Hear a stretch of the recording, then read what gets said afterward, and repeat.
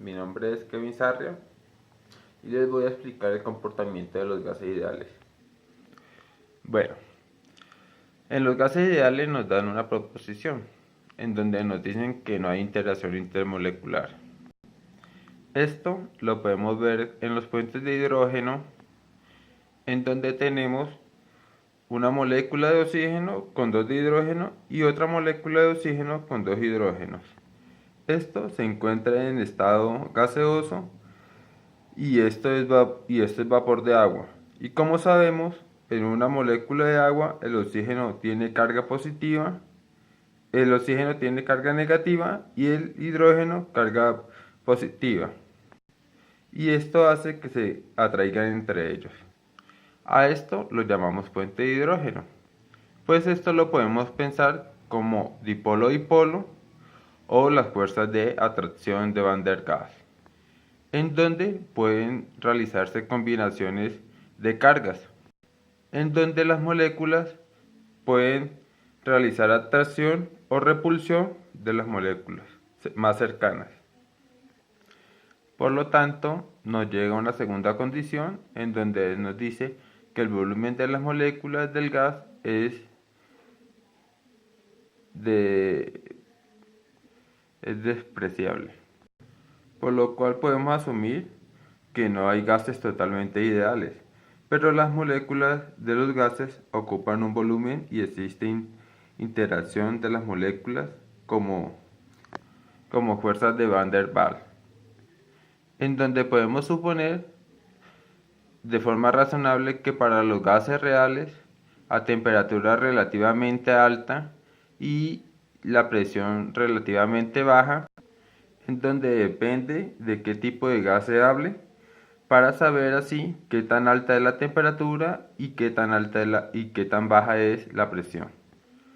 En donde podemos decir que los gases son menos ideales en tanto la temperatura a que se someten nos lleva al punto de condensación, en donde podemos decir que si el gas se somete a temperaturas bajas y a presiones altas, se puede llevar al punto de condensación en donde el gas sería menos ideal, en donde podemos aplicar la ley del gas ideal que nos dice que la presión por el volumen ideal es igual al número de moléculas por una constante relativa por la temperatura medida en Kelvin.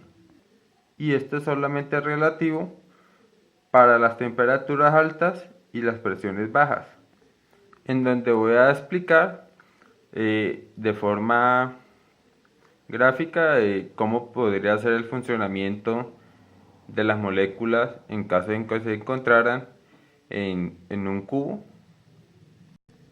Bueno, acá, como podemos observar, la primera, que es las temperaturas altas a presiones bajas, que sería este primer cubo, pues lo podemos imaginar de forma tridimensional, pero pues acá lo tenemos dibujado de forma de dos dimensiones, en donde podemos decir que es razonable que los gases se comporten de esta forma a altas temperaturas y a bajas presiones. En este primer ejemplo, pues podemos ver que a temperaturas altas y a presiones bajas, las moléculas van a moverse de forma rápida, pero casi no van a rebotar contra las paredes del cubo. Por lo tanto, podemos decir que esto es un gas real en donde las moléculas ocupan un volumen. Por lo cual, pues podemos decir que en el mundo real las moléculas pueden realizar interacciones intermoleculares con moléculas más cercanas.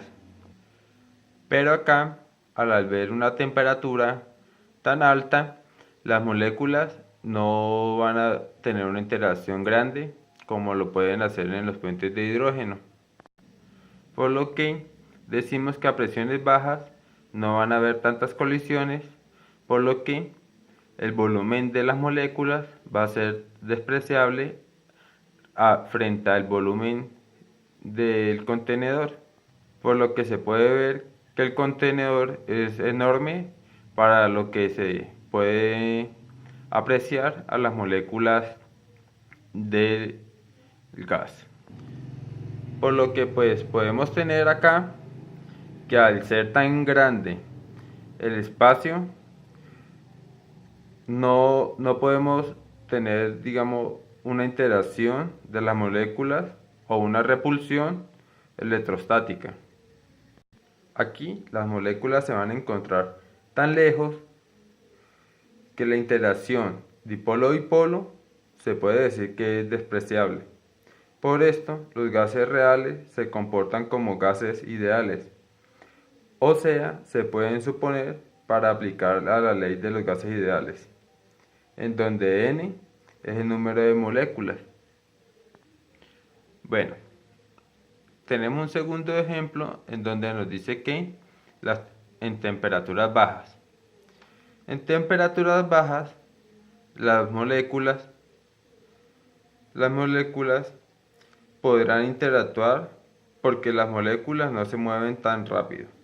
Aquí las fuerzas de atracción toman importancia.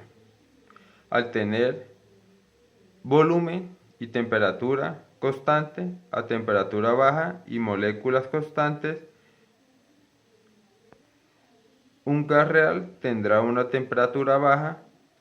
Podremos tener una presión baja o alta que un gas ideal. Bueno, y en presiones más altas podremos tener más tiempo entre las moléculas, por lo tanto habrá más choque entre ellas. Y los puentes de hidrógeno y las fuerzas de Van der Waals podrán chocar entre ellas y chocar contra las paredes del recipiente. Por lo que podemos decir que si mantenemos la temperatura constante baja en dos situaciones diferentes, que pueden ser en gases a presiones reales y gases a presiones ideales. Aquí podemos decir que la presión real de los gases y la presión ideal, esto es que las presiones ideales son mayores que las presiones reales de los gases, pero con temperaturas más bajas en el punto de condensación. Aquí las moléculas se moverán tan despacio y tendrán la oportunidad de interactuar que pueden denominar el movimiento de forma cinética. Debido a la baja temperatura, las moléculas se capturan y pasan a estado líquido. Bueno, pues en las temperaturas bajas mantenemos la temperatura, el volumen y el número de moléculas para los reales como para los ideales de forma constante. Pasamos a un tercer ejemplo en donde la presión es alta. Aquí tenemos en cuenta el valor del volumen real como el volumen ideal. Y mantenemos también la presión, la temperatura y el número de moléculas. Bueno, empezaremos con una comparación entre el volumen real y el volumen ideal. Para un gas ideal no importa si se encuentra a una presión alta, porque las moléculas se golpean entre ellas frecuentemente y el contenido de los recipientes de un gas ideal abre colisiones con el contenedor, pero si las presiones es alta, abre colisiones con el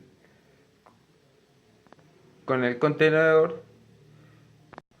Con presiones constantes, especialmente si el volumen es importante, hay que dar más espacio al gas real porque el volumen de las moléculas se vuelven importantes.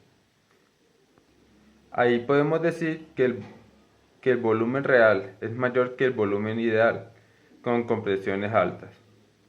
En otro modo, de llegar a las condensaciones si, si se disminuye temperatura y aumenta presión. Por lo tanto, pues al haber temperaturas altas y disminución de la temperatura, acá podremos ver otra forma de condensación, ya que las moléculas interactúan entre ellas y pasan a estar en el estado líquido. Por lo que podemos decir que las suposiciones para un gas ideal y la ley de los gases ideales son razonables, pero la mayoría de los gases, cuando las temperaturas son altas y las presiones bajas, pero cuando las temperaturas son bajas y las presiones altas, tenemos problemas y fallan.